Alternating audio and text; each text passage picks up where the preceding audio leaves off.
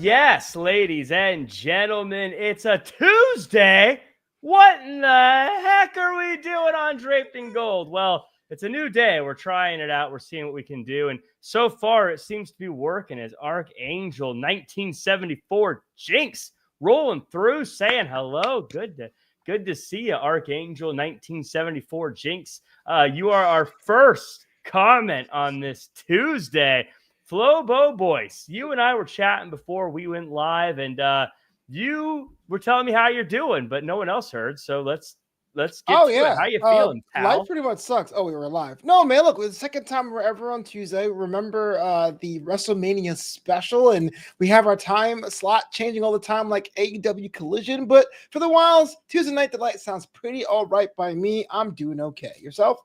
You know, I am just living another day on the farm, Flobo boys. I got Of course you would. every meal is a banquet, every paycheck a fortune, every day a holiday. What more could I ask for? Ego. Every day a holiday. Jeez. Every day's a holiday. I got told that my hair's looking particularly thick, so I'm feeling it is nice. And it's election day too. Did you do the whole voting thing, or did you do like me to the whole ballot 2 weeks ago? It was like, yeah. Polling place. Who does that stuff, man? Come on. I don't got time for that. Nope. That's why they talk about like in-person voting only in the future. Like, oh man, well, there goes a lot of votes. Whether that's good for you or bad for you depends on your political stance. But I'm just saying, if I got to mail stuff in, I got people that want to go to a comedy show. Like, send me the YouTube link, and I have to go vote outside. I am not doing that. I got to go stand in a line with all the other lowlifes of my city. They're called citizens, Jack. I don't know.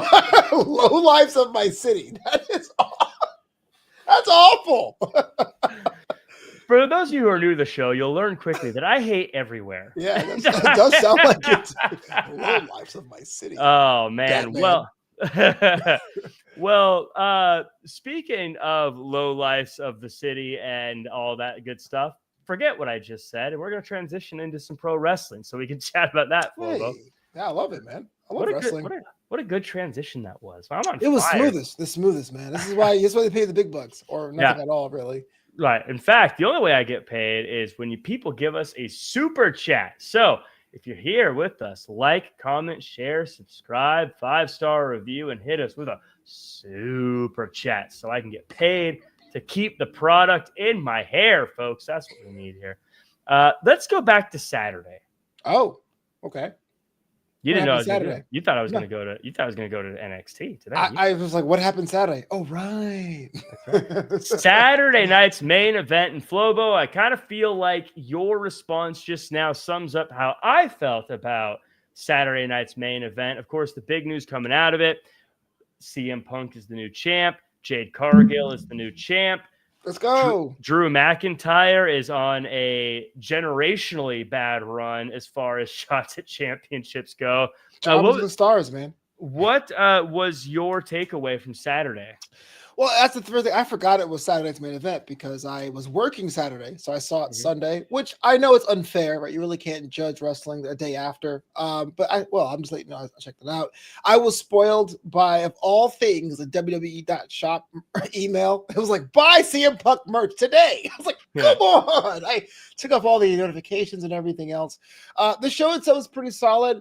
I think we're settling into what Saturday night's main event is supposed to be. It's a kind of a weird thing where they're giving you these pay-per-view or PLE level matches, but I guess the nostalgia thing isn't really quite as much pronounced as it used to be. So I'm not really sure where it stands. And it did feel kind of formulaic. That said, as a West Indian person, shout out to Jay Cargill, the second person of West Indian descent, decided Jamaica to become champion. Well, of course, he's Puerto Rico, but we don't really count that. And then, of course, you got CM Punk, somebody who's been chasing the title for such a long time, finally have a chance to have his second World Heavyweight Championship. So, you know what? It got some good positive things about it, but it really wasn't must-see TV. Yeah. I mean, I consider this kind of CM Punk's first world title win since coming back. I mean, yes, I know technically record books say what they are, but I mean... Right. You're Mr. Asterisk. You love technically. Yeah, I wouldn't count that first one. You know, like you can't be like, oh, he's already been champion before. Who cares? You know, like, hey, Dolph Ziggler was a 2-time Two-time world heavyweight champ. Well, as Dolph, you got to count everything you can get. Who was the first West Indies? Big E's dad is Jamaican. Oh, okay, cool. That's cool to hear. I didn't know that about Jade Cargill, so good for her. I think that I'm gonna be honest with you, Flobo. Now, to be fair, much like you, I did not watch this live. I watched it later, and some of the results were spoiled. So there is that sort of, lens we watch it through. Mm-hmm. This was probably my least favorite PLE pay-per-view of the year. I'm sure, because there's no Goldberg. I get it. Right.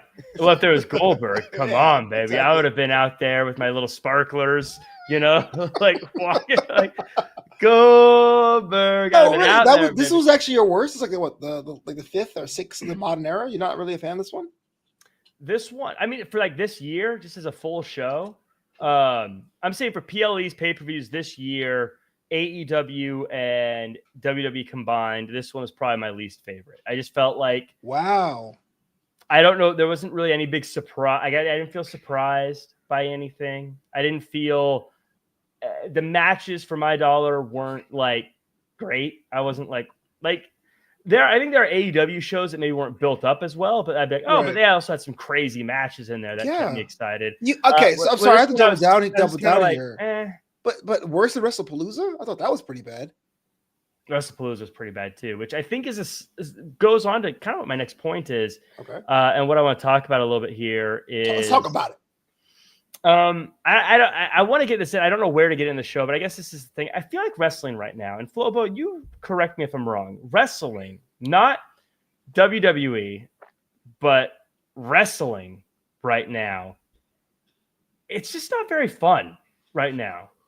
There's not a lot of like fun stuff in wrestling. Like I don't know. Everything just feels very either somber or serious or like repetitive or like nothing feel like I don't have that. Like there's not a lot of joyful moments happening in pro wrestling right now. Outside of obviously, if you're a massive like CM Punk fan, you're joyful that your guy won, obviously, or Jade Cargill or whatever, or Cody or whatever. But like even in AEW is a great example of historically what they've been doing this past year, where it's like it feels like every match ends with like the Don Callis family beating up the good guys or the Death Riders beating people up and hiding the championship. It feels like in WWE, it's kind of the same people who are still on top. It's kind of like Jey Uso is kind of being serious and CM Punk's kind of being serious and Cody Rhodes kind of being serious. Like there's just not like, and you could be joyous, like fun and serious, but it feels like we've left the MCU days and we're very much in the old DCU days. If that makes sense. Like it's just nothing feels exciting except for people like I feel like LA Knight is very fun, but he loses all the time. So it's hard to be like, oh, he's so fun because I know he's going to lose every time he's on TV. Right. I think you people caused this, man, because wrestling had that structure. And I'm not trying to say he's a perfect guy to run the company, but during the Vince McMahon era, and even Dusty Rhodes too, there was an expectation. Wrestling was your variety show. You have your trapeze artists, you have your clowns, you have your lion tamers, and that kind of was more balanced. Now, with the rise of crossover appeal, I won't say the rise of New Japan, but the crossover appeal of New Japan, AEW went very sports-based first, and to her credit, it worked for them for a long time. WWE tried to really steal that formula when they realized putting guys in dog food wasn't going to work and having referees throw out Hell in the Cells weren't going to work. And now you're kind of stuck with this for the next time being. So this cycle, this iteration of wrestling, this era, if you will, is going to be like the show match, the ultimate fighting situation until something blows it up. So yeah, we got to hold on to our truths. We got to hold on to Grande Americanos because they really are, or even a Brodito if you like to, because they are pretty rare compared to what it was 5 years ago. Yeah, I mean, I look up and down this card and looking at Saturday night's main event, for instance, nothing was like necessarily a fun thing that happened. And on Raw, nothing was super fun. It was all very, okay, like the Brawns are beating people up. And what about Tom Mysterio? That was pretty fun. Dom Mysterio is a bright spot. Notice he's the most popular wrestler like in the world right now. And again, I'm not saying things need to be goofy. I think there's a lot of. I'm not saying it needs to be goofy and like dog food, but there's just not that. Like even during the like the Bloodline, for instance, back in the old days when it was super popular. The old days, okay. I know, isn't that crazy? 3 years ago, man. Isn't that crazy? But to the point, like, there was very serious. You had Roman Reigns, very serious, is a big deal. But they also sprinkled in like you're not very Uzi. I kind of like Sami Zayn possibly being a part of it. There was some fun sprinkled in there. So there was still fun. I know you're not a Sami Zayn guy, but like you can at least admit that like there was like some fun to it. That you go, okay, there's some stuff here that makes it joyful to watch as well, not just this somber like. I feel like I'm going to have a rant like Cornette, not to compare myself to him. I don't think he and I will ever be friends or go visit the same bars, but that's kind of like what Triple H was when he wrestled. When Triple H wrestled, he really wasn't a funny person. I mean, he tries to crack jokes, but Shawn was way funnier. Like, let's be real. Yeah.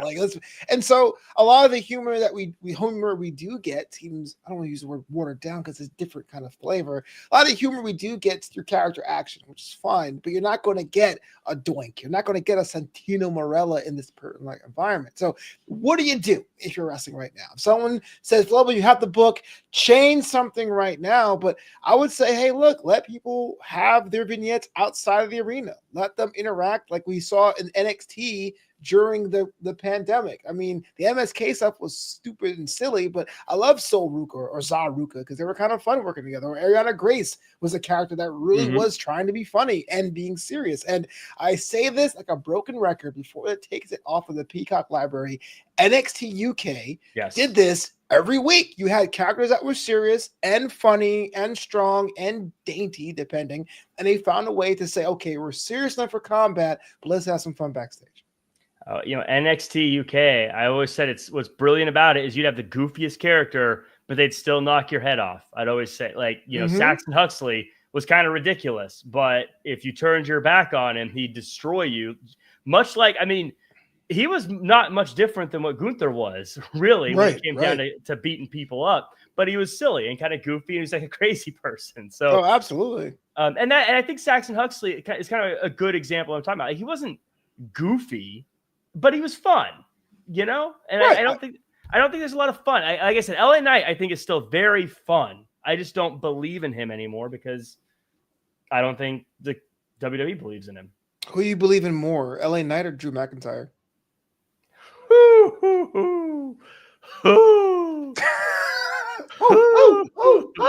That is a question. That is one I want to send to the fans. If you're in the chat, who do you believe in more, LA Knight or Drew McIntyre? Deflect.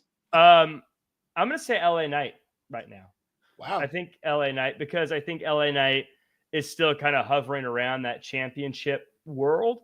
I know Drew McIntyre just had one, but I mean, he's lost. You sent me a great little video today of someone making fun of, in like, what was it, 2020, he had to lose to Lashley. And then in like 2021, he had to lose to, I can't remember who they all were, but it was everyone. And then Cody and then Seth. And it's just like over and over. And then they're like, you're going to win this time.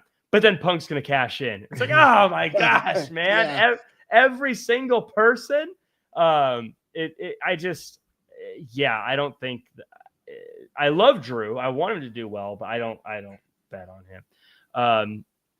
It makes me I kind of want to go to this topic of, we saw this I guess speaking of Saturday Night's Main Event, I want to talk about a few pictures. Did you see the picture of, it was Jade Cargill, Ricky Saints, Cody Rhodes, and CM Punk, all with championships. I saw that posted, and I saw a lot of people with some opinions on that photo. I'm curious what your opinion of that photo was.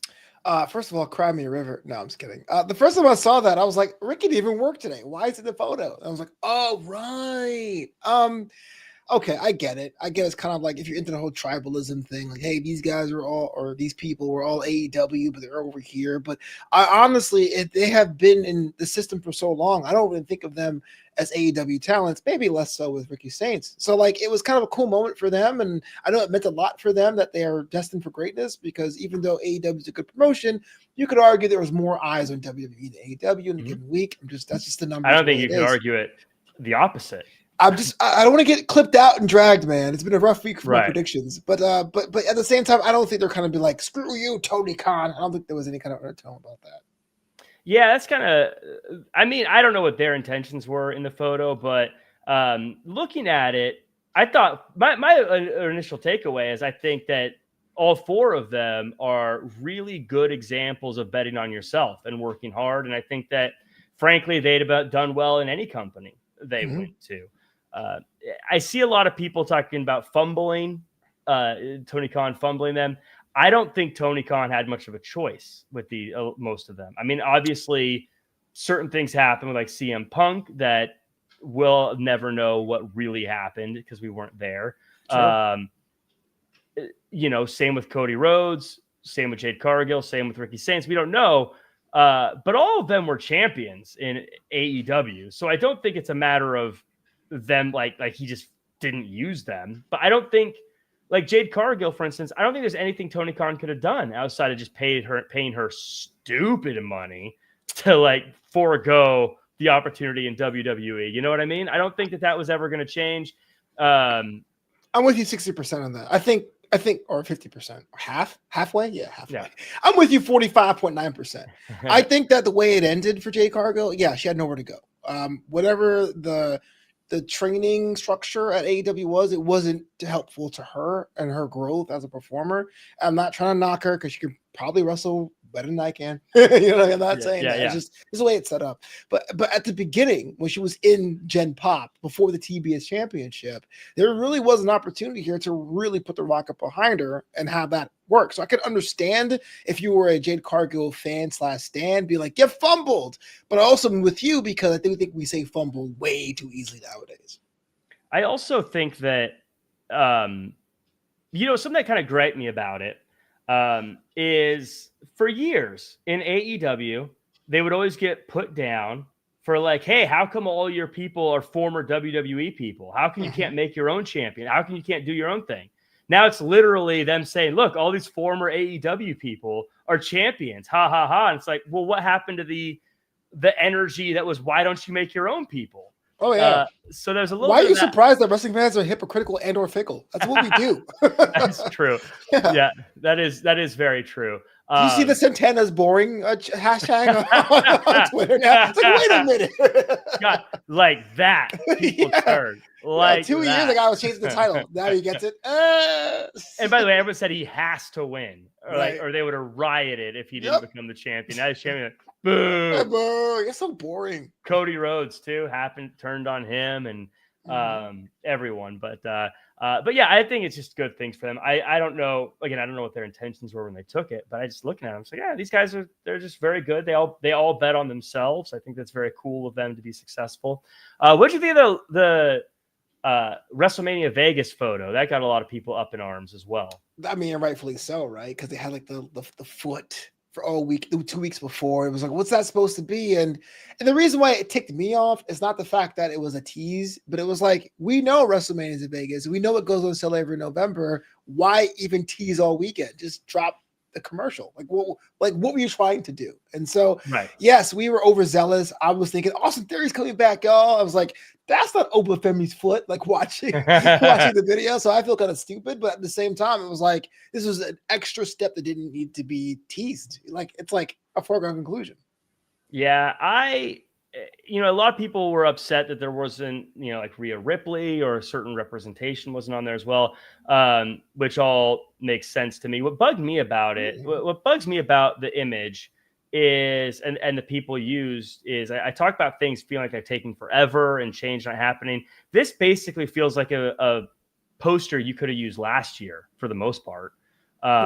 It's the same people that were there last year. And frankly, outside of injuries or some outside of the ring legal issues, Could have been the same people on a poster 3 years ago. Yeah. Minus CM Punk, could have been the same people on there 4 years ago. You know what I mean? Like, to me, it just shows like, oh, we're watching the exact same stuff. Everyone talks about the stories that are told. It's like, well, things got to change. Even Star Wars got new characters at some point to lead the franchise. You know what I mean? Like, you just compare wrestling to the nerd circle is complete. Even Star Wars, dude. The sky cracks open. Right? We all like disappear like Thanos side. Yeah, I don't feel so good, Jack. No. Well, I raise a good question because the only I can compare it to is WrestleMania 36 and 37, the Tampa Bay ones. And I remember you were so annoyed they used the same song for like 2 years, right? Like, yes. I'm going, was it All for the Gold or whatever it was called? And yeah, well, there's like a balance. If you're the production design person, you're in the same place. Vegas doesn't have too much different imagery unless you want to go full on desert. Oh, give me something different. But you're absolutely right. Now that you mention it, watching that picture, you're like, yeah, you can swap that one person for somebody else. And it just seems unless some other tease happening, it does seem kind of like an also ran thing. Yeah, I mean, every one of them. There's so many stars that they've added over the years that you could have put in there that I think would have been great. I think Dom, I think Rhea are the two that stand out to me as people who are like, how are they not listed on here? Or even Becky Lynch is a huge star. It's not just her saying it; it's Sports Illustrated saying it. Just I don't know a lot of people that I'm like, man, you got no one new. This is what we complained about 5 years ago. Was that, and even as we look at what happened on Raw, it definitely still feels like they're using the in emergency break glass and use this person to come out and make something. And it's like, this is the same things we complained about for 10 years, 15 years, and they're still doing it with kind of the same people. And that's what bugged me about it. There could be a little bit of an escape hatch that you'll get like a different representation after Royal Rumble and they actually have the final graphics and stuff. Maybe. I don't know. I mean, maybe. I'm sure we'll get more graphics and more people and more things, but as this to be the big reveal of the first thing, to your point, where it was built up, and it's like, oh, it's the same people. Okay. It's more of a indictment of the roster, really. Like, who's anyone bigger, except for the women, obviously. Who's bigger that was left out? Like, Drew, Logan Paul? Like, would Dragunov sell more? I would say Gunther not being on there is kind of a shame. If we're talking about just the men, I think Gunther, I think Braun Breaker are two people who have never been featured in a spot like that I think have sort of proven themselves to be people there. I think Logan Paul as well, absolutely could be up on there. I don't know. It feels very like, I'm not saying every year needs to be completely different, but like Roman Reigns, Cody Rhodes, and Brock Lesnar have basically been foregone conclusions at WrestleMania. And CM Punk, again, outside of that injury year, same thing. So as Danny C with the new name here says, not even Jey Uso, who's been a big part of the show for the past few years. I think it's very clear that Jey Uso is going to be your hour one guy or your hour two guy moving forward. And I know he's main event, but and he has the capital with the crowd, people's champ. That's way more valuable down the card. So yeah, I kind of got a feeling there too. This takes me. We mentioned Logan Paul. I want to talk a bit about Raw that happened now. Triple H said leading into this that the landscape changed. And when I saw this, I thought it was a reaction to Saturday night's main event, which I heard was not well received. I don't know the details of the numbers, but I heard it wasn't well received. I actually went on social media and I asked, I haven't seen WWE Raw yet. Without spoiling it for me, does it feel like the landscape has changed? 76.9% of people said no. Wait, how many reporting? 39. That's not really a small. Okay. Hey, don't mock my audience size. I'm just saying you have so many followers, but only 39 votes. I mean, is engagement really a problem, Jack? Do I have a lot of followers? You got more than me. That's all that matters. Going into it, I think the big story was Logan Paul looking like he was going to face off against the Vision, but eventually joins the Vision in the end.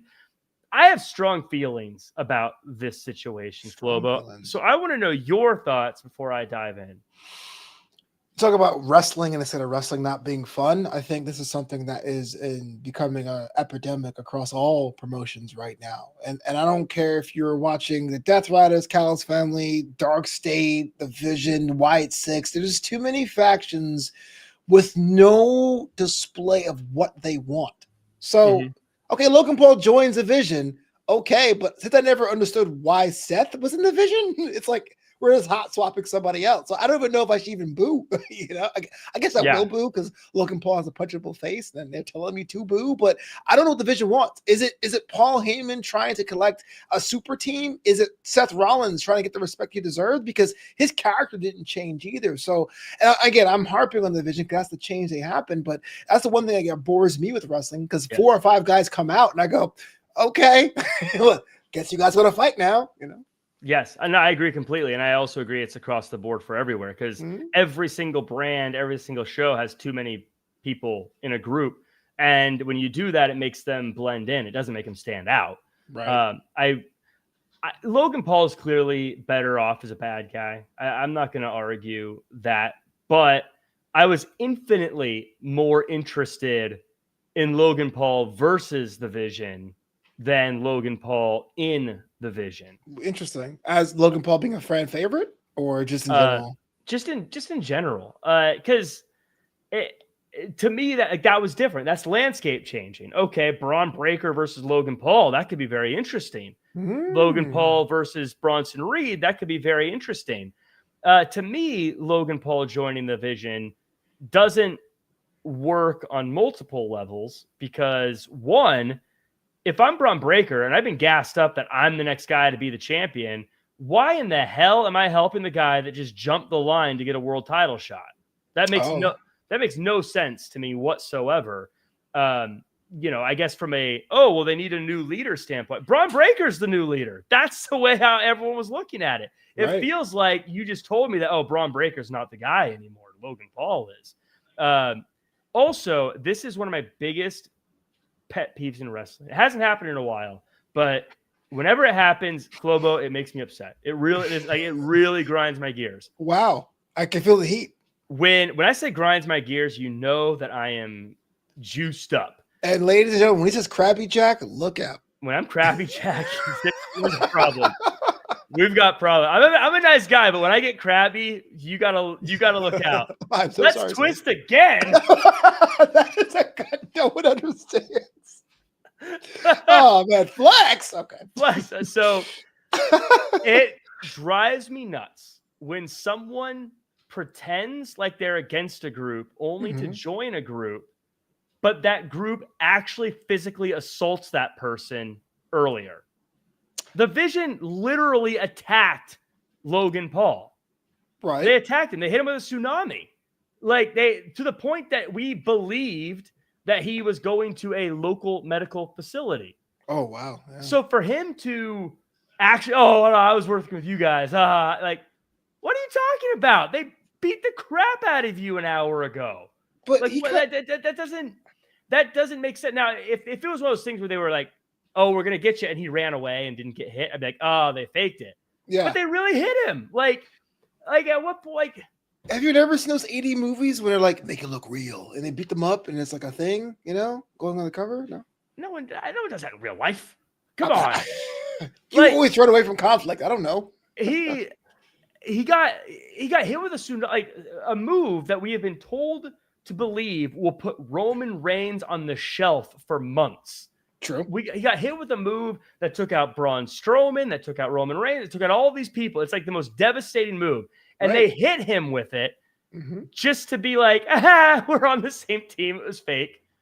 Logan Paul proves he's so strong he should lead this group. I mean, if he can recover in an hour and a half, I mean, he's like another level. It drives me nuts, Flobo. It drives me nuts. I do agree with you. That you mentioned it, suspension of disbelief is pretty high with that. But the NWO give something used to do it all the time, and it killed me. I love the NWO, but it killed me when the NWO would do stuff like that. And like that's it does seem very mid to late period WCW, very Vince Russo of someone be like, I got my ass kicked and I'm going to join you. So you bring back Logan Paul and have this awkward exchange with CM Punk to do that later on. I would much rather have Logan Paul come out the limousine if that's the case. If you're going to do all that stuff, I'd rather that happen. Because I wasn't shocked that Logan Paul turned heel. He was already a heel when he started. Right. Yeah, it wasn't like him turning wasn't also like, it wasn't like a shocking thing for him to do. It wasn't like, it was like, oh yeah, that's what I expected. But like I said, if the Vision attacked Punk and then like Paul ran through the crowd or did something to get away and then he's never attacked, I'd be like, okay, haha, they were tricky. But like, I can't be like, hey, Flobo, let's pretend we're like not friends. Let's pretend we're fighting, and I'm gonna run you over with my car, and then we'll just be friends. You're like, no, I'm not gonna get run over by a car.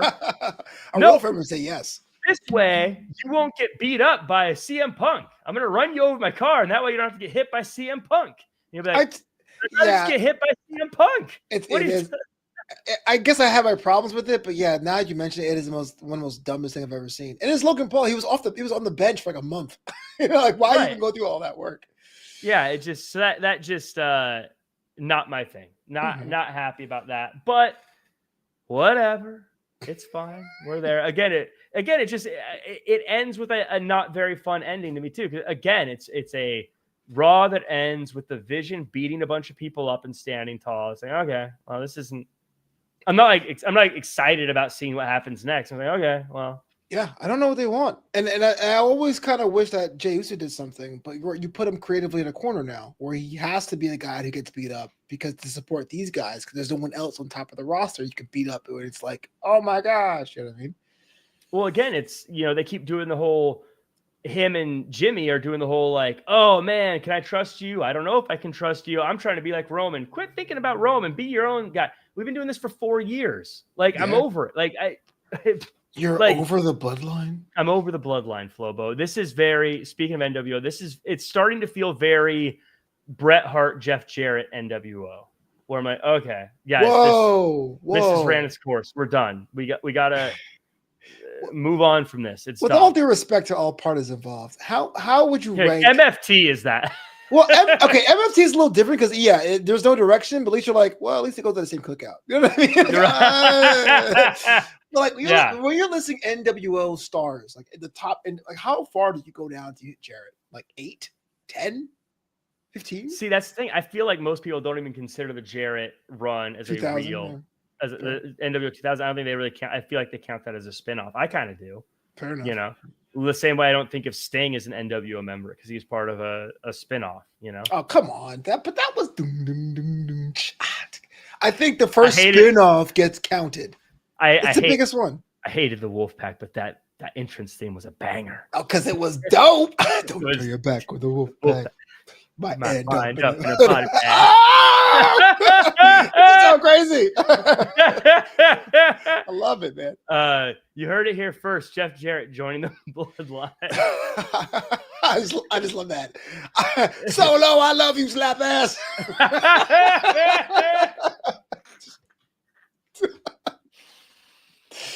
Too funny. That's funny. Well, we talked a bit about some stuff, but we talked about Dominic Mysterio and how he's fun in wrestling right now. So I've got a question for you, Flobo. Just one. If Cody Rhodes standing in a neutral ground, Cody Rhodes in the ring facing off with Dominic Mysterio, they're going to have a match. Who do you think the crowd really would be behind? Because Cody Rhodes is like the face of the company, the hero of WWE, supposedly the most over person in the company. I don't know. I look at Dominic Mysterio. I feel like the crowd would probably, their heart would be with Dom, I think. The answer is yes, but I feel like it would be closer abroad. I feel like in Saudi, it'll be 50-50 or 60-40 Dom. But like in the United States and Mexico, 75-80% Dom. Because the thing about Dominic Mysterio is he's naturally a heel, but I do think it's very much the indie band. You know what I mean? He got the tattoos. He turned heel on so many of his girlfriends. He has this running joke with his deadbeat dad, which is pretty funny. And it has the perfect layer of like, if you know ball, you can like tell your friends about it, which is something that a lot of things that Cody doesn't have. Cody's very much on the surface level. So it's almost like Rock and Stone Cold in a way, where Stone Cold was just a beat 'em up guy, but you can go to school and say, you know, who in the blue hell is that? So shut up, Juice, or whatever like that. People understood what that was. And so, yeah, man, Dom is like the classic cool. There should be more characters built like that. Characters that have that kind of moveset, that have that kind of look, that have those inside things we all know, like his chicken tenders, that makes it fun. Yeah, he is. I think that's the thing. He's so cool. Like, he's someone that I'm a huge Cody Rhodes fan, but if you were like, who'd you rather hang out with for the afternoon? I'd be like, well, Dom would probably be a lot more fun than Cody would. Are you threatened by his suit choices? I would be too. No one threatens me in the suit game, Flobo. Well, then how come you pick Cody then? Not a soul. Not a soul. Oh, snap. Cut the promo now. There may be adrenaline in my soul, but there is cero miedo when it comes to my suit soul. Cody Aldis, the real Jack Farmer says. Yeah, get Heyman in there too. I see those suits you're wearing. Okay. But yeah, I think Dom is just so cool. He is just so, like, everything he does, like, it's just cool. I don't know. I think he's got to be the most popular person in wrestling right now. But to be fair to Cody, and again, I'm not trying to change or move the goalposts, but that's his job, right? When you're the top babyface, you are supposed to be kind of like vanilla and or French vanilla, right? You're good enough that kids like you. You're for the kids. You're like 5 and 7 years old, so you can't be like, I love chicken tendies and cheating on women. Well, when you put it that way, that's pretty... I mean, I like that, but if Cody Rhodes came out and said, I like chicken tendies and cheating on women, I'd be like, dude, Cody Rhodes is the man. Cody Rhodes. Cody Rhodes. Wow. Okay. No, you're right though. He does have to be the Superman character, which, look, I love Superman, but like, he's supposed to be kind of the bland character. I don't know who the Dominic Mysterio comparison would be in DC offhand, but yeah, that's kind of a interesting choice. Like, he's like slimy, but people love him, but kind of a thing. Like, I don't know, like a Deathstroke maybe. Yeah, Deathstroke probably good. Yeah. It's Marvel. It'd be kind of like a Gambit, I guess. Kind of a rogue character that's kind of a newish character. People like of a certain age latched onto. Like, if you like Gambit, you're probably between the age of 35 and 50. Like, it's just the way it came out. Yeah. I'm a big Gambit fan. You old son of a junk. I am. Mon ami. I will say I recently rewatched the X-Men animated series, and he's kind of a creep. Well, I knew that, but if I said it, I was like, so is Dominic Mysterio, but you don't have to say it now. He is kind of a creep now that you mention it. Like, but he's cool. It's okay. If you're a creep, as long as you're cool, it's all right. We are not good role models. That's no, not at all. Terrence Matthews in the chat with a super chat. Thank you, Terrence Matthews. Said, I liked Cody Rhodes, but once he took over as face, it quickly got boring. See? Terrence, I want your response to this as well. And Flobo, I want your response to this. Ask him first. He paid. Is it his fault or is it the booking's fault? And I know that's one of those kind of like, it sounds like I'm just being defensive of Cody Rhodes, but I also look at like, I mean, again, we just talked about Drew McIntyre earlier and about how like he never wins. So how exciting can these matches with him be? Mm-hmm. It feels like Cody Rhodes hasn't really gotten matches with a lot of people that you're like, oh man, this is a hot matchup. Yeah. How do you feel about that? Is it fair to put it all on Cody? Is it, if you're the champion, is there a level like, look, man, you just got to make it work? Or is it like, guys, you got to give him some spicy opponents? No, I don't think the Rose Gallery is Cody's problem. I think historically, when you have a face that becomes on top of the mountain, the whole story is like, I'm never going to give up. I'm going to try my hardest. I got knocked down. I came on back harder. And then when they win it, you can't keep doing that. Like, you have the championship. This is why we talk about Scott, but this is really why it annoys me about Sami Zayn. Here's somebody who's won it all, who's like, oh man, I'm just going to keep on trying. And you have to go back 15 years to like the CM Punk reign, the 434-day reign, where he chased because he was overlooked. And then when he got it, it was like, I'm going to spite everybody who hated me on the way up that we had a good face run that it felt intriguing while he was the champ, at least in my opinion. So like it's so hard when you're the baby face because you got to be clean cut. Yeah, you can curse on the mic every once in a while, but your core fan base are people buying your ice cream bars who are 6 and 7 years old. Like I grew up loving D'Lo Brown, but at the time Bret Hart was the guy on top, and he was boring AF. I love Bret Hart. Yeah, yeah, I get what you're saying. I feel like he just doesn't have. I feel like Roman Reigns just had a better had people that like Sami Zayn, for instance. I know again using Sami Zayn. That match with Sami Zayn was fantastic. It even though it was so unlikely he was going to win, you still had that feeling of belief. I think Kevin Owens, Roman Sammy, Roman Sammy. I think when Kevin Owens had his shots, again, someone who you didn't necessarily believe in, but because of the way it was built up to it, you still were like invested into it. Sure. Of course, Drew McIntyre back at Clash of the Castle, like, oh my God, that was so like built into it. But like you're so into it. But like, I don't like who has been the best challenger to Cody Rhodes for the title? Would it be match-wise or philosophy-wise? Like as far as like a big character, like a big opponent. I think as far as like the story, even though I was burnt out on this character, I do think story-wise, the best one was Kevin Owens because he had the first time where I was like, I don't want the championship, and then he got it, and it was like, no, wait, you're siding with the people that beat you up, and I defended you. What are you doing? You're supposed to be a good guy, and Kevin was right. To me, that was like almost Shakespearean. You know what I mean? The matches were good. I don't think it quite leveled up to what there were. But as far as like the actual physical stuff, I like the AJ Styles, the first one in Backlash. That was pretty fun. And his matches with the second match with Cena was pretty good too. The non-Travis Scott Cena match was pretty cool as well. Right. And I think that's a good example of is that first Cena match. That wasn't Cody's fault. No. There's a lot of stuff that went into that. But I think when you're looking at how good of a face he is, like that was a WrestleMania main event. What do you mean he didn't have that's supposed to be one of his tentpole matches that we kind of went, ugh. But that was lose because the year before was like what, a 3.5 year build or 2 years of Cody plus an extra year of Roman Reigns. Like it was impossible to beat that. I mean, yes, I was there live. I was like, that's it. But looking back on it, if someone's like, give me a main event that's better than last year, I'm like, wow, how do I do that? The Rock left. Terrence Matthews continues, says, it's also Roman's fault. Why does he have to be so great as the tribal chief? Look, he was great. Way different. Because two things that worked for tribal chief.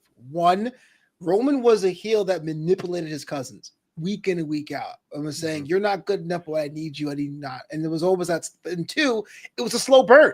It wasn't like he came out and goes, I'm the tribal chief, respect me. That's what Solo did. And I always said back then, Solo had a thankless job of being bloodline number 2. It was, can he tame Jay? Or can he tame Jimmy? Getting the Universal title, getting the combined title. It became a show within a show in a good way. And I thought that was a little bit different than Cody being like, yeah, I'm taking over my dad. It's a good story, but in all fairness, to anyone under a certain age, there is no connection to Dusty Rhodes. So it's never going to be compared to the Roman Reigns era. It was great while it was. That's why I thought him losing at WrestleMania Hollywood was great. But at the same time, it's easy to be burned out on Cody than it is Roman. I think that's a great point, too, because a lot of people compare Cody to Roman, and it isn't fair, too. I think even just from a numbers game, you look at the supporting cast Roman Reigns has, and he had Paul Heyman with him. He had Sami Zayn, Jey Uso, Jimmy Uso, Solo Sikoa, and those are people that he got to work with and bounce off of. Cody doesn't have any of that. He's got to just be Cody Rhodes. And so I agree. I don't think it's a fair comparison. Maybe I'm just a Cody Rhodes defender because I am a big fan of Cody Rhodes. But he won me over, man. I was so neutral in his career. I mean, again, I always say Stardust was fun, but I was so neutral in his career. And when he came back, I was like, I still don't get this. And I always told you this, the 38 build, when he was like, no, my mother's Cuban. I was like, oh my gosh, so you're a legacy talent and you're an immigrant. Like, oh, you're the American Nightmare. Oh my gosh, I'm on to you. I get it. And it took me a bit of headcanon. So now I'm all for it, but I totally get it. There's a lot to be not impressed by Cody's presentation. I wasn't a fan of his until I saw him until basically All In, that first All In. I was kind of building up as he was building up, but like in his first run WWE, I was like, I don't, he's whatever. And in New Japan at first, everything is like, but then it's like, when I heard about All In, I was like, oh, that's kind of gutsy. Like I loved the gutsiness of it. And then when it sold out, I was like, man, they did it. They did a great job. Before AEW was the thing, even I was like, good for him, man. I just appreciated that. And then AEW and like what he did there. And that's when I was like, okay, this guy's generational, what he's able to do. Betting himself. Danny C with the super chat. And I want you to read this one for us, Flobo. It's a super chat. I am financially obligated to read the following words because Flobo likes ska. No. What's not likes? Now I'm crabby. Because Flobo loves ska. Thanks, Danny, for the super chat.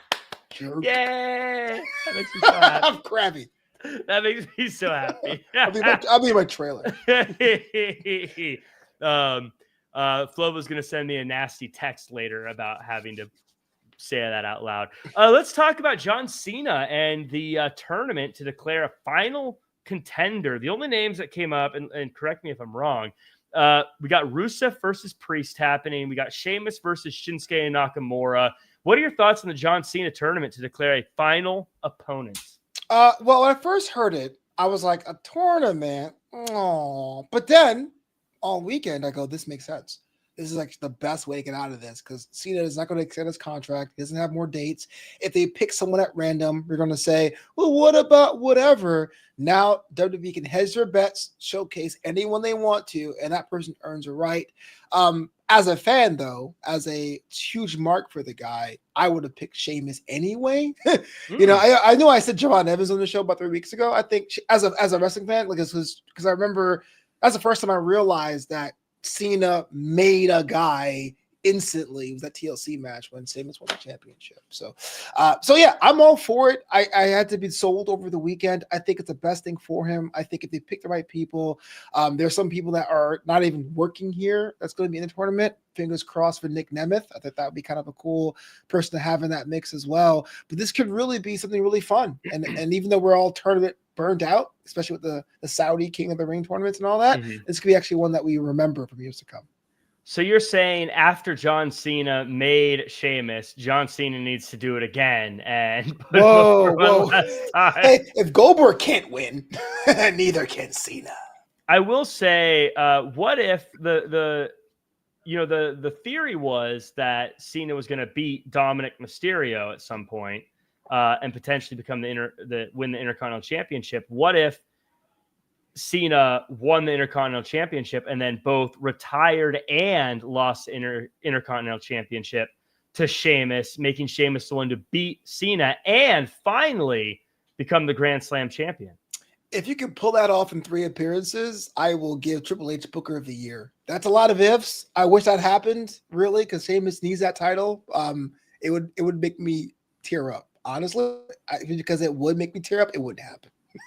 If you had the books, like, and this was you, knowing that we're both Sheamus fans, but is Sheamus the kind of guy that you put as a headliner against Cena for the his final match? Like, or would you say, listen, I love the idea of it as a fan, but we need someone like, So on paper, the answer is no. I'm not trying to waffle. The answer is no. However, I think WWE over the past 3 or 4 years have been really good at making anyone sound credible. And not to say that Sheamus doesn't need it. He's the most decorated professional wrestler on that roster. So it's kind of an easy sell, banger after banger, what have you. But yeah, I think with the modern fans and the modern roster, for a lot of people who like other people, it will be seen as a letdown if Sheamus is the guy. Yeah, they I love Sheamus. I'd actually be happy for him to get that shot too. And right now we don't know anyone else, right? We just know those 4. There's 16, but those are the only 4 we know. And then Aldis is doing 2 more on Friday. So, do you like the slow reveal, or do you wish they would just give it to us all at once? I wish they gave us 8 at a time. I rather them. I wish they gave us like the 8 and say, okay, next week here's the Raw guys, or here's what we're picking, and then here's what Aldous is picking. I know Ava has to put some people in there, but the whole 2-4 stuff just seems like, all right, this seems very much like Fast and Furious 10 Part 2 coming soon. Like, just get to it, you know. So on the Samoan Watchman rolling through. Good to see you. What's up, my Usos? Yeet. I think I can't help but think that the reason they're doing the slow reveal is the obvious winners are about to be announced. And if you have an obvious winner in there, it kind of makes the rest of the matches seem unimportant. Who's obvious at this point? Like, everyone's predicting Gunther, for instance. Okay. Like, I don't know, obviously, but I feel like if it's, all these people who are like Rusev and Damian Priest, and then you've got this one that's like, if Edge is able to come back and he's in like, okay, well, we don't need this tournament. We know how it's gonna go. If Edge comes back for sure. But like this is why I get so like caught up by NXT UK. Like, is it canon or is it not? Because I feel like Walter would say, look, this is a circus. This isn't sacred to the mat at all. I wouldn't refuse to do this. But it is the only way you're going to see Gunther. I'm like, oh yeah, put him in the tournament. So I'm not sure what works there character-wise, but you know what? Why not have a triple threat? Why not have more options on that day? But I know you're not an Edge fan. Nope. But I think he's probably the only great rival, outside Sheamus, I guess, and Dolph. And Dolph, that Edge would be the biggest rival Cena's had that he hasn't had a match with yet, that obviously isn't available. But my question to you is, if Edge was able to come back and have this match, if Tony Khan okayed this, how would that change your opinion of Tony Khan? I don't have any opinion about Tony Khan, so it wouldn't change much of it at all. I think it's pretty cool. I think that's the best for business. I get that. But I don't hate Tony Khan. I don't like him either. He's a guy that has a wrestling promotion. So, I mean, no. I'm not saying you hate him or something, but like, would there be a party that's like, oh, wow, that's a really cool move by Tony Khan. You get bonus points from me, or would you be like, because somebody be like, that's stupid. Why would you help your competition? Blah, blah, blah. Like what? Oh, I see what you're saying. No, I mean, look, I at the end of the day, you're all competition, but yeah, especially when you're the underdog, quote unquote, you're the smaller company doing that, then I think that's pretty cool. I'm not sure if he would do that just because he's more protective, but no, I would say, yeah, there's sometimes you got to put business aside because, to be fair, that's right what we do in Japan, right? When people go to Japan and they retire, everyone comes out and wrestles them. That's the spirit of what AEW is supposed to be. So. Yeah. I would love it if Edge had the chance to have a match. But if I was Tony, I would say it has to be Cope. He's got to go by the name Cope. Mm-hmm. Interesting. I'd say you at least got to say that he's in AEW or like put over AEW in some degree. Mm-hmm. You don't need to say like it's the greatest company in the world, but you'd have to say like he's been doing some incredible things in AEW or something. Oh, wow. You wouldn't. I wouldn't be okay with him going there and then be like, oh yeah, he hasn't been here in a while. You know what I mean? After he's back. Yeah. But I'm not holding my breath for Edge. I don't think he's going to be in there. But Bryan Danielson. Bryan Danielson would be really cool too. I don't think it's going to be Bryan. I don't think Bryan Danielson's going to be in there. It'd be great if Bryan Danielson was in there. I think that would be probably my pick if it could be anybody that can still technically wrestle right now, because I also think Kurt Angle would be great, but I think Kurt Angle's at a point where he can't. Jericho, can he wrestle? Does he have a history with Cena? In 05, like when Cena got traded out to Raw, Jericho was like the guy that was tasked of like getting him off the roster and beating him up, and he didn't. And that's when he got suspended, I think, by Bischoff at the time for not doing that. Yeah, but I don't know if I'd. When you've been in wrestling for 15 years or whatever, you've had matches with everybody. I don't know if I'd say that Jericho's like a rival. Well, I guess in a tournament, would that be like, oh, or would it be like okay? It'd be cool. It'd be cool to see him. I think that'd be cool. The only problem is I don't see him winning it, and I don't like the idea of bringing Jericho back just to lose a match, What about Paul White? He had his retirement match. If he just showed up, it's like, well. Paul White could be kind of fun to see in there as someone, because he's someone who I love Paul White, but if he also lost, if he's there for one match, lost, and then disappeared, I'd be like, that's still fun. Yeah. Jinder Mahal. Yeah, for sure. If you had someone like, because I could see someone like a current star like Priest beating him and then be like, oh, Priest beat Paul White and moving on and, whatever. I think that'd be fun. But everyone in the chat, everyone in the comments, let us know who your people who don't work here predictions are. Do you have a real prediction for someone who doesn't work there? That was my prediction was Nick Nemeth. I thought that'd be something that you could easily get to the TNA Alliance to have him in the tournament. Yeah, it'd be cool to see him. Do you call him Nick Nemeth? Like, you have to. Yeah, the TNA stuff has been very clear. They're all TNA talent now. Because even like what's her name? What's her name now? Monet Sade or Mara Sade. You're like, what? You were just Jakara Jackson last week, right? Yeah, that's what I'm saying. Man, I was saying on Twitter that I really feel like for people who go to TNA now, they should be allowed to use their WWE names if they're going to have this kind of relationship. I get not having I get them not being able to use it anywhere else, but I'd be like, listen, if you're in AAA or TNA, you can use your WWE name. I feel like if anything, it keeps that brand strong and they're still not going out. You know what I mean? Elias over Elijah then. Yeah. I mean, certain people who have been their new character name for a long enough time, it's like, it's there's like no Steve Macklin. Like Steve Macklin's going to be Steve Macklin, right? That makes sense. Yeah. Yeah. You're not going to at this point, it doesn't matter to change the name, but going forward, I just be like, look, like Jakara Jackson should just be Jakara Jackson. And Xia Li should be Xia Li. I'm sorry. Yeah. But and like if anyone who was recently, like if Wes Lee goes back to TNA and he let him keep the name Wes Lee. Well, he's Xavier now, Desmond Xavier now. So well, again, that's what he. Anyways, I said his name. That said, we gotta hurry. We have so much. I didn't touch on AEW this week. I was gonna say I thought in general AEW's been pretty depressing, but this week I thought it was really fun. Okay, yeah. The Tony Schiavone thing was kind of wonky, man. Dude, I love that. I love the Tony Schiavone thing. All the Halloween things, and I was like, okay. I was like, why is Tony talking for so long? Bam!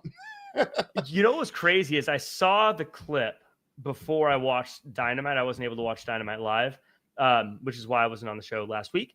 But I knew what was going to happen. There was no show last week, by the way. There was no show.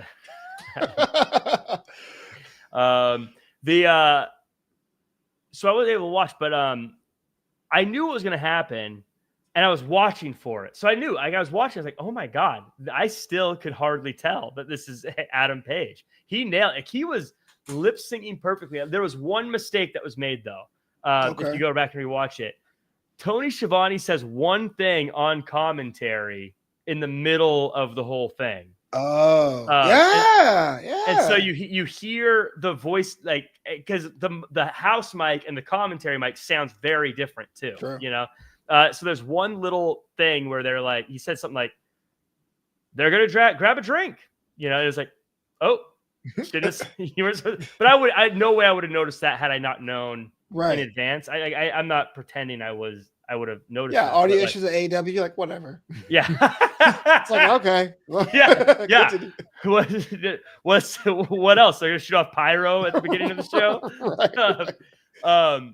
But yeah, I was like, that to me was a great example. Like, that's fun. That was a fun thing that was still had seriousness to it, but it was a very fun, that was a fun thing. And like the Acclaimed, I think they're on Collision mostly, but I feel like they've been super fun lately. I feel like the tag team division has gotten fun again with Jurassic Express and the Bucks and Jet Speed. Again, I don't need to go through everything, but I thought this week they did a good job of being fun. I love that you're a Jet Speed guy. Yeah, I was in those AEW forums trolling. I was like, I can't believe the best wrestler alive is tag team with a 5-2 player. That never happens. Totally being a jerk. But no, I will say this. I've watched more Collision matches in the past 10 days than I have all year. I just don't know why. I just want to see what's on the other fence, and that's a good sign. But I want to see more AEW. I can't tell you why or who's hooking me, but I'm like, I want to know what's going on. So good thing. Simone Watchman says, Samoan, spike that like button, you jabronis. Doom. Bah! By the way, if I was a wrestler, I'd use a move like a Samoan Spike because that means I don't have to like lift anybody or fall myself. Like you just, bah. You know that's crap because for the past 10 years I've known you, you're like, Jack's hammer is the best finishing move ever. Jack's hammer is what I would use if I was a younger man, but now I'm weak and old and I don't want to lift someone up in the air. Hey, you think my finisher? What's that? Spike. Cool. I definitely have some things I want to talk about with NXT though. I know we're running late. But I definitely want to talk about a few things. The first thing we're going to fight about, Flobo. I want to fight with you about something. No, I agree with you. Kehlani Jordan is quietly and comfortably the most improved wrestler of 2025, and I thought she was good in 2024. Improved wrestler. That is a loaded statement because I can't even think who'd be more improved. Because the women's roster's turned over, so people at the top of the year, like Carmen Petrovic, doesn't really wrestle anymore. So I can't even. Well, what about JC Jane's more improved? JC Jane's way more improved than Kehlani Jordan. That's my answer. JC Jane has improved a lot as well. I'll give you that.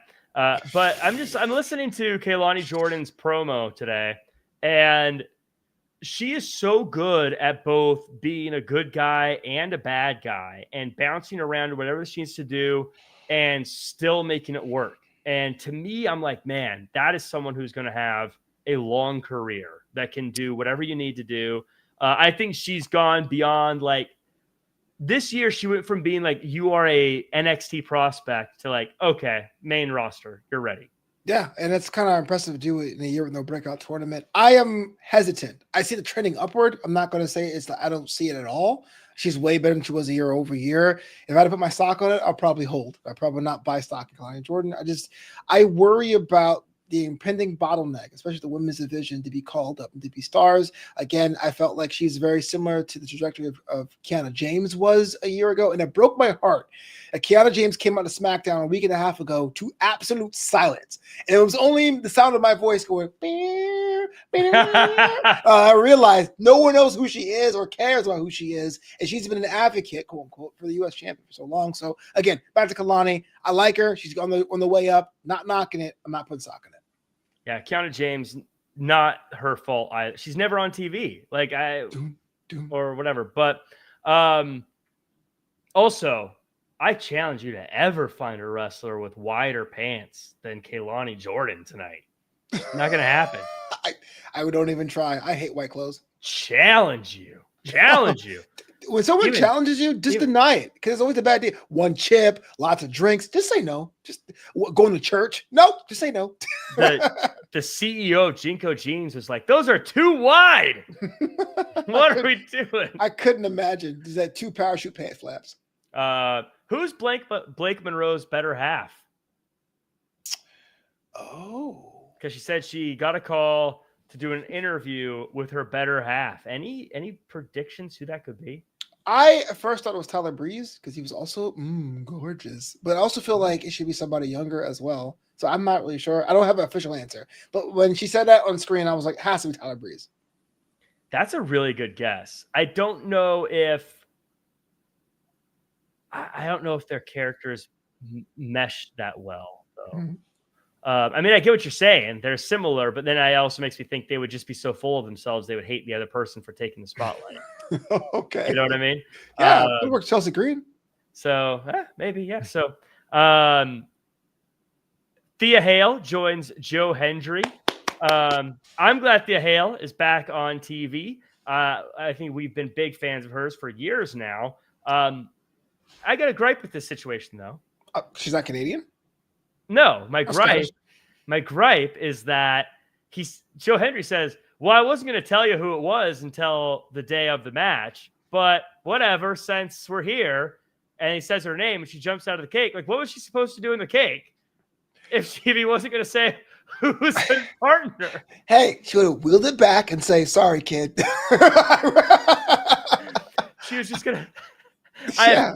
I imagine them like cutting to like later tonight. It's like 3 a.m. It's all dark and quiet, and she's still in there. She's like, any minute now. Mr. Hendry? Can I come out? That's awful. Poor Tia. I'm too glad she's back. Talk about someone I felt like was where Kehlani was now a year ago. I gave her all the franchise points about 3 years ago. Here's a chance for her to really make it happen. Joe Hendry is someone that people love across brands. Hopefully it works out for her. Smo Watchman, the question for you, Flobo, says, is Hendry another LA Knight? Hard to say because Joe Hendry actually plays a musical instrument, but I know what you mean. People are fickle and they're going to be tired of them. And some people are tired of them because it's cool to be tired of people that are popular on wrestling. But the fundamental reason is no. As much as I like LA Knight's in-ring work, what makes LA Knight work for most people is the fact he's a throwback into all the best ways of a bygone era. The loud, braggadocious talking. About Joe Hendry, even though he has that kind of appeal and charisma, his thing is about a self-assurance that LA Knight doesn't really do the same exact way. What do you think, Jack? Yeah, no, I was gonna say I think they're very different. With Joe Hendry, I think he's got our attention. Now he needs to get our interest. You know what I'm like? Okay, I know who you are. Okay, you're Joe Hendry. You got this catchy song. You show up when I say your name. But what do you do after you show up? Who are you once you're here? Wow. And I think that's what we need to get past. So Terrence Matthews in the chat says, sorry, I don't believe in Joe Hendry. It's very similar to me. It's very similar to what your thoughts were. Thank you, Terrence Matthews, by the way, for the super chat. I guess it's similar how you felt about Karrion Kross for a long time. It's like, cool, you got this entrance, you're in the ring. Now what? Now what are we doing? Like, what's your thing? How dare you use Karrion Kross? Because it's so apt. Because you're like, no, he was dressed weird by Vince, and he was Lord Homunculus, and his hair is different. But when they all came down to it, it didn't work. But I will say the one thing that Joe Hendry has over Karrion Kross is that he can work. The standing ovation is great. It's a good finishing move. I think the song can be really boring and played out, sure, but there's still different ways to implement that because he's still a humorous character. Karrion Kross played it way too straight, but man, that is a close assessment. I love that. My last thing I would talk about here, they have him in the dreaded Sultan mask. Wow, throwback. My dear Cross. Last thing I want to talk about from NXT, I want to end it on this positive note here, and I want to talk about Javon Evans, who, if you've listened to chat about wrestlers, you know Javon Evans is skyrocketing up my favorite wrestler list. And every time I see this young man, this young adolescent, I think he's so young. He's 21. He's like, I'm more and more blown away. Today in his match against Dark State, and I say against Dark State and not just the individual because, one, I have trouble keeping track of which one's which, but also it's your corn sugar, sir. So, which, by the way, to our point again, when everyone's in a group, you're just kind of like, okay, whoever. Yeah. But the reason I say Dark State is Flobo at the end of this match, all four of Dark State tried to get Javon Evans, and Javon Evans, like Spider-Man, jumped and moved around and took out all four members. And I don't have a list to prepare for this, but man, if I had a list of individual person going against an entire group on their own, this may be my very favorite ever of an individual taking out an entire group of people. It was so fun. It was believable. People were flying from nowhere, and he was ducking and dodging and diving and hitting them. It was this was fun. This was the fun I was talking about, Flobo. This was fun. It was a blast to watch. And Javon Evans continues to look like an absolute superstar. Do you rank that above the Stone Cold Beer Truck and Kurt Angle Milk Truck? Those don't count because they had vehicles involved. Fair enough. Javon Evans, number 2 favorite wrestler on the NXT brand, hands down. I worry that he'll be in a Ricochet spot in the main roster. So please, as the kids say, let him cook NXT a little longer. But I just think it's interesting that everyone says he's bouncy. When his music comes out, he stops time with his body. all he needs is a story. And I think I'm not sure what Obafemi's doing, but since the Obafemi Trick Williams stuff, he's kind of lost. So I like the Dark State stuff, but you give him a couple stories that challenge him as a character, he really could be the face of generation. And much like a Jeff Hardy, where he definitely appeals to a certain demographic, but the ones that appeal to you love the guy to death. The thing about the demographic, I think that he appeals to is it's the demographic that's growing, and that's the youth, as opposed to, the thing that when he first came out, I always said he bugged me because he made me feel old. It was always my thing, because I felt like I was too old to get it. It's kind of like when a new song comes out and you're like, what? This doesn't sound like that record I play. Right. A Pink Pony Club. What's that about? But since I've watched him and I feel like I at least understand it to a degree now. I'm like, dude, this guy, man, he is bouncy. He is the absolute future. The only thing that's going to, obviously you never know how things are going to play out for individuals, but man, it's just everything off the charts for that individual. I'm guessing Trick Williams is your number one. It's Ethan Page. Ethan Page. Oh, okay, cool. I love Ethan Page too. His merch is terrible. That's why I haven't bought it. But I would definitely support the merch if he had better stuff. Ethan Page, I have no idea why I feel this way about him. He's fantastic, but for some reason, I feel like he doesn't count when I think about NXT people, and I don't know what. Kind of like how, I don't count Brock Lesnar as a Raw wrestler. A Raw superstar, you know what I mean? I'm just like, he's there, but I wouldn't say he's my favorite Raw wrestler. You don't count him. So is Ethan Page AEW is what you're saying, or he's kind of like a floater, or? No, he's been in NXT long enough. I wouldn't say it's fair to call him an AEW guy anymore. Okay. I don't know what. Maybe it's because I've always just assumed that NXT was just a short stop until he got to the main roster. I don't know what it is. I have no factual thing I can check. But when I think of my favorite stars, I'm like, oh no, he doesn't count as a regular member. He's Ethan Page. I just love it. I think there's some truth to that because he had title gold for so long. It did feel like his NXT run was like a flash in the plan. We're just setting you up to go to the main roster. But his North American title run, even though I'm never a fan of changing titles into Canadian interpretations, but I do think when his segment comes out, it's like, oh, you're going to get some good character work. And again, it balances the show of NXT. Sometimes we get bogged down in multiple tag matches and backstage promos, and Ava is being stressed all the time. Like, lady, you could take a day off. It's okay. He's like, I can't deal with this. I'm like, all right, Ava, damn. But when he comes out, it's like, oh man, some nice, cool confidence, a nice little suit idea, like Canadian stuff. I'm all about it.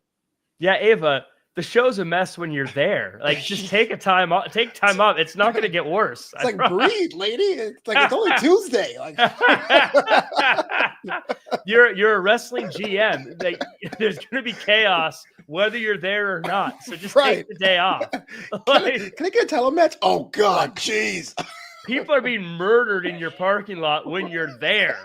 So take it.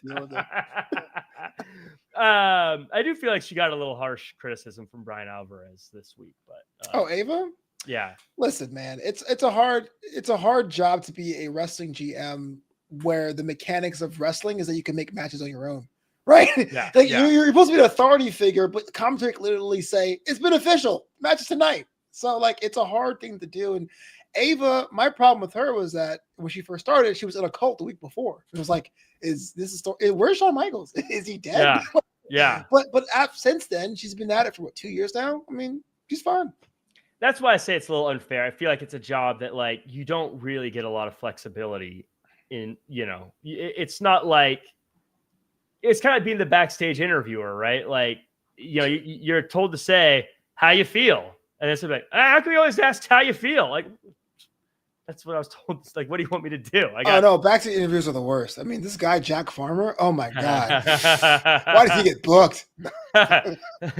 We got Danny saying, not everyone can be Scrap Daddy. Scrap. Remember when he was both brands GM? He's like, he was stressed out too. I gotta run Raw, I gotta run SmackDown, and he talked himself out of a job. You see that, Ava? Just do your job and be fine. I think Adam Pearce is probably my favorite GM right now. What? I'm an Aldous guy, man, through and through.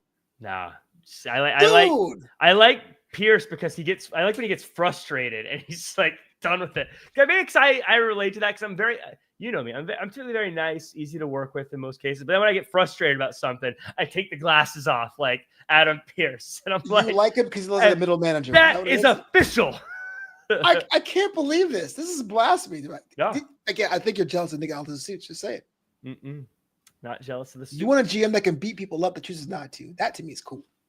Now, you know who has good suits and doesn't get called out for it? Teddy Long? Dragunov. He'll pull off some good suits. You know who really has some good suits? He's a Sheehan guy. You can tell he's a Sheehan guy. You know who has good suits too? Robert Stone. Oh yeah, okay for that. He doesn't wear socks though. That's kind of weird. Yeah, dude, I can smell those feet from here. That's what I'm saying. Totally. No. But in any case, that does it for us. We went a little long. Flobo, this was a fun time. Thanks as always. Give me a rundown on where the world can find you online.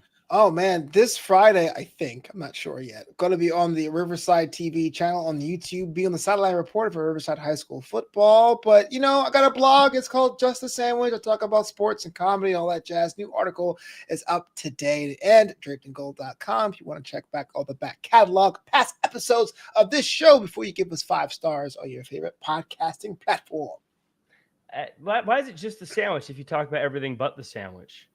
Well, when I was a kid, you would get a sandwich from a store, and someone's like, "Hey, you want to make it a combo?" You're like, "No, I want just a sandwich." So the idea is that I do straight up talk, no chases, no add-ons. This is like the idea. Also, because I have the domain name, I want to use it for something. So, whenever I had that option, this is where my eating problem started. Was they'd say, "Do you want chips and a drink with that?" I'd say, "No, I'm going to use that extra money to get a second sandwich." Oh snap! Man's got a tank. That was the end of my, I was always super fit. And then my friend one time was like, "I don't get fries and a drink. I just get a second burger." And I'm like, that's a brilliant idea. That's your arteries like, oh no, holding on for dear life like Captain America in that movie. Like, please, no more. Oh no. Tell you, man, that was the end. That's the end of my health. But yeah, you can find me at Real Jack Farmer across all social media. Gonna be doing a couple of fun things. I'm working on Massive Heat. We're doing that show. Also going to be joining Wrestling Observer to chat about the beginning of 2025 as they do their year-end review. Recording that tomorrow. I don't know when that's going to air, but we're going to be working on that. So keep an eye out for that. Best way to find that is at Real Jack Farmer. Folks, I can't stress this enough. Like, comment, share, subscribe, 5-star review. That does it for us. Flobo, I'm going to give you... Whoa. We're back next Tuesday, right? Yeah, we're back next Tuesday. So this is the Tuesday experiment. Well, let us know what you think about it. The show being on Tuesday. That'd be kind of cool. Yes, we're on Tuesdays now. So tell all your friends, tell your family. Make sure that when your mom asks what time you're going to be at Thanksgiving dinner, say usual time, but just so you know, I'm going to be watching Draped in Gold on Tuesdays. And all that good stuff. So hate Thanksgiving. Hate it. Yeah. I like eating. I hate